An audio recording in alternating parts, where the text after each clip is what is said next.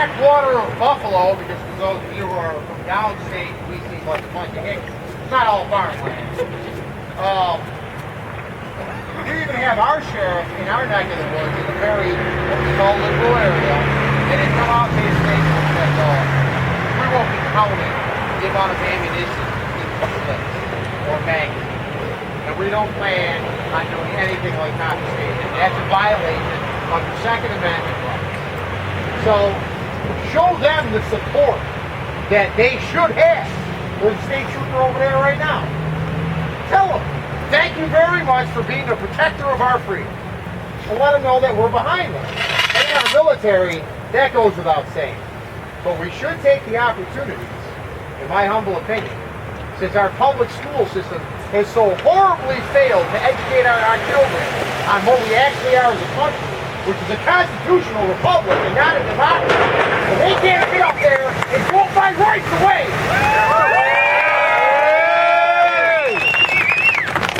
And let those new soldiers and those new police officers that are coming up in the ranks know that this is about rights, that this is about America, and that we have those rights that were given to us, not by them, but by God, and if you don't believe in God, by nature.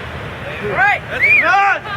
You can't take the teeth out of a tiger and the claws off of his paws and expect him to be able to live out in the wild. And if you expect me to live in a society where there's maniacs that do horrible things and not have the ability to protect myself, then I should be able to pick up my cell phone and call a police officer. Until you can put a cop in front of every house, you're wrong. That's wrong. That's right. Yeah. So our government decided to draw a line in the sand. And they said, we no longer serve you. You serve us.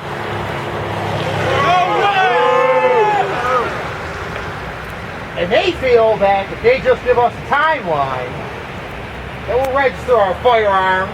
No. Never. That we'll turn in our magazines. No. What magazine? That we'll be good boys and girls, and we will abide by the rules that they set forth for us. The only gun rights that I need, the only permit that I need is the Constitution, the Second Amendment, and all the rest of the Bill of Rights. That's right.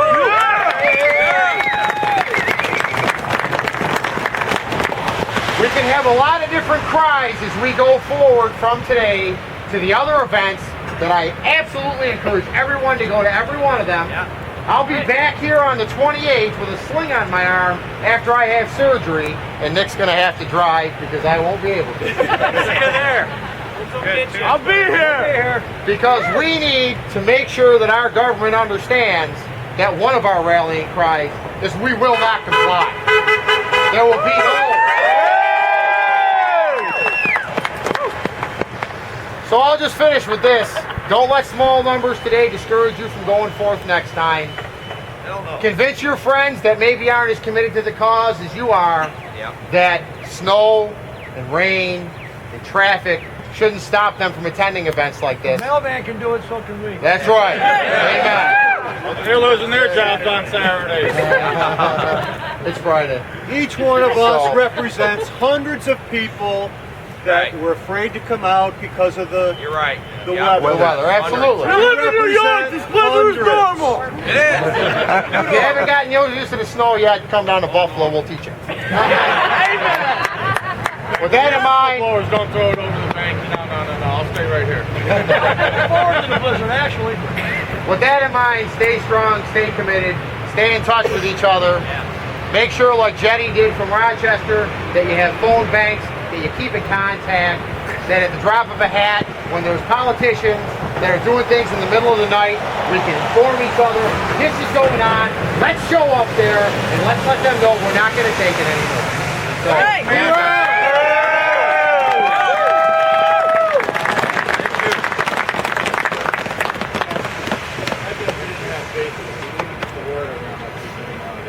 That's right. 20 years ago, this was Well, speaking of Facebook and other stuff, part of what we want to do anyway is collect your contact information so we can better stay in touch. touch. And there's a laptop computer over here. So as the day, the morning proceeds, if you can just stop over and give us your name and your email address and stuff like that, okay? Because then we can better keep in touch. And how many of you guys are on Facebook? Okay. I mean, Facebook is a really cool. It's like how many people own a gun. Okay, so please take the time to come over here sometime during the morning, okay, to give us your contact information so we can stay in touch. Okay, the next person I'd like to introduce is Steve Nebraska. He's the New York State Coordinator for Youth Liberty. Thanks, Steve. Hey, everyone. No, I'll start with that. Okay. Thank you all for coming tonight. Let's have them hear us. Let's say Liberty! Liberty! Liberty! Hi. This is a great crowd. These are the die-hard people who are here to protect our civil rights, no, our natural rights, under the Second Amendment. Thank you all for coming, braving the weather. It's fantastic. This just shows, as someone just said, every single person here represents 100 people plus. So be proud. Thank you for coming.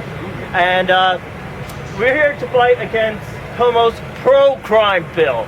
Yes, it's pro-crime. Because what it does nothing to actually protect the violence in this country. All it does is it empowers the criminals, but the criminals being both those who do crimes and those inside that building. And what it does is it takes away the rights of the law-abiding, non-violent people like everyone here who have their Second Amendment rights to protect themselves, and it's just outrageous. Campaign for Liberty is created to protect our people from here in New York and across the country from the government taking away our rights to increasing use of violence, which is these laws that have been coming out. What most people don't know, according to the FBI, is that the total number of violent crimes in the United States has actually gone down by 50% since 1991, and the percent of murders has gone down by 54%, despite the fact that there are now over 300 million firearms in this country and growing. The media does not say anything about that, but it's important for us to let everyone else know, because they're telling us the complete opposite. Yet Cuomo chooses to go after the type of firearm that ranks among the bottom of the list in terms of murders. In 2011, only 5 murders in New York State were caused by any rifle. And that's... They look evil. Yeah, but the AR-15s, it's just a cosmetic change, and somehow that's going to be used as a victim step. Why don't they I like your hairdo. Why don't they go after baseball bats or knives or fists? Hammers! Hammers! They all cause more murders than AR-15s or any other of these so-called assault weapons. There ain't a fork. The Militia Act of 1792, which was passed around the same time as the Second Amendment, stated that any able person should be able to carry a military-style rifle and ammo to be used in an emergency. During World War II, the Japanese refused to invade Western U.S. because they said there would be an armed civilian behind every blade of grass. Germany never invaded Switzerland for the same exact reason. But we all know the main reason for the Second Amendment was created, when you read the Founders' Papers, is to deter and prevent tyranny from any government. The founders were very wise, because in the 20th century, the number one cause of violent murders by far was democide, which is governments murdering its own people after gun registration and bans, which ended up being well over 219 million people. That is 5 times the number 2 cause for murder, which is war, at 30 million.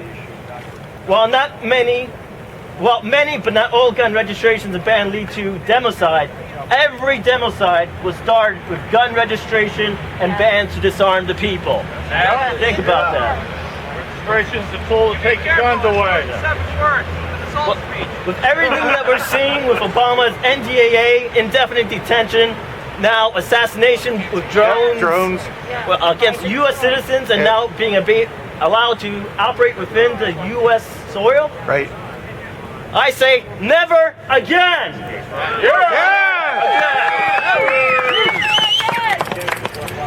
Even with violent crimes and murders down by 50%, we still need to look at and have a healthy debate as what's causing the actual violence around here. And looking around the world, there's no correlation between legal firearm ownership and violence. However, look at the U.S. and its complicated society. There are three main variables that we should actually look at. One, if you look at it, most of the violent crimes and murders are double the national average in any population center over 250,000 people in very specific neighborhoods. For the most part, these cities have the most restrictive gun laws. Cities like Chicago, Baltimore, and Washington, D.C. had the highest murder, aggravated assault, and rapes in the country because they know their victims are less likely to be legally armed. Yep. Yeah, that's right. On the other hand, in the rest of the country, where a good portion of the legal gun owners reside, crime is among the lowest in the world. Kennesaw, Georgia. Second, of the violence that does exist, the vast majority can be tied to the failed war on drugs. Think Prohibition, Al Capone, gangsters. Prohibition did not work then, and it does not now. Despite spending $1 trillion and sending millions to jail, including non-violent drug users, drugs are now available to more children than ever before, while causing violence through drugs, through gangs, and retaliation. If you look at Portugal, that decriminalized all drugs 10 years ago, violence dropped by 50%, and substance abuse also dropped drastically because they treat it as a health issue rather than a crime. The third variable that is devastating is the effect of poverty and unemployment. 54% of all teenagers between the age of 16 and 24 are unemployed in this country. And according to Walter Williams in his PBS documentary, Good Intentions, much of this is due to minimum wage. And they want to raise it again. They want to raise it again, and small minority businesses and mom and pop stores cannot afford to pay the minimum wage to let teenagers get the first job, build experience, leaving only like big companies like Walmart and McDonald's to hire, but they cannot hire everyone that needs a job. In suburbs, that means teenagers live with their families, draining the middle class. But in the inner cities, what that means is they don't have that luxury. They have no way of helping themselves, so they have to hit the street. They have to start dealing drugs, and that's what's causing violence in this country. We have to look at reality and see what's really causing the violence. It's not guns.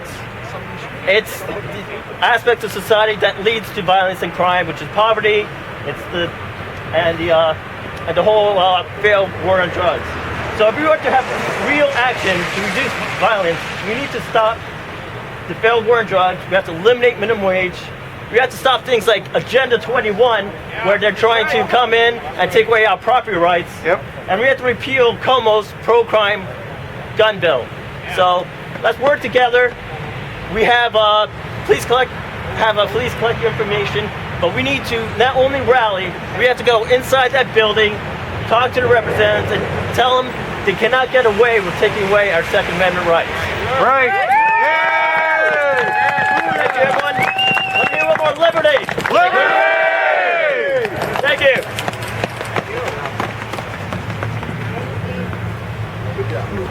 Okay, I'm